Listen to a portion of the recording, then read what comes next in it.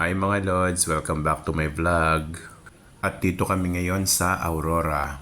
So on the way nga dun sa pupuntahan namin, nakita nga namin itong dito sa daan, kaya huminto kami. Talaga namang maa-amaze ka kasi dun sa makikita mong view. So nasa taas kami, makikita namin sa baba yung dagat. Ayan, napakaganda ng view, napakalinis ng water, napakalamig ng hangin, at napakalinis. So ayan, nagpicture-picture nga muna kami bago kami tumungo doon sa pupuntahan naming beach resort. At ayan si Kalbong Pogi nagpapakyut. Ayan, kasama niya ang kanyang anak. Ayan, hello Kennedy, yan yung anak ko. Ayan, nagbablog siya actually. Kung naririnig nyo, nagbablog siya dyan. Sabi niya, welcome daw to my channel ng aking daddy. Magsiswimming kami, manguhuli kami ng fish, yun yung sinasabi niya dyan.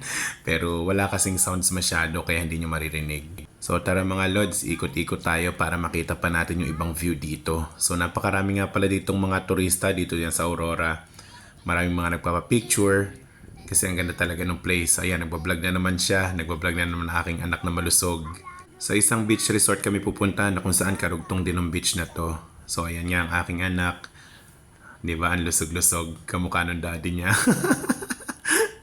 So, yun lang mga Lods, mga ilang sandali nga lang kami ay sumakay na nga ulit sa sasakyan at pupunta na nga kami doon sa destination na pupuntahan talaga namin. So, di ba ang gulo?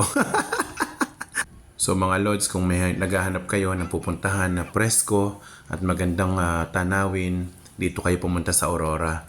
Tsak na sulit ang biyahe nyo. Medyo may kalayuan nga lang, pero sulit na sulit. Kung makikita nyo, napakaraming turista dito.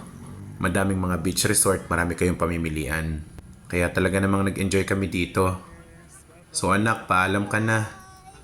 See you next time daw, sabi niya dyan. Alam niya kasi nag-vlog yung daddy niya. So yun lang mga Lods, maraming salamat. Thank you for watching. God bless.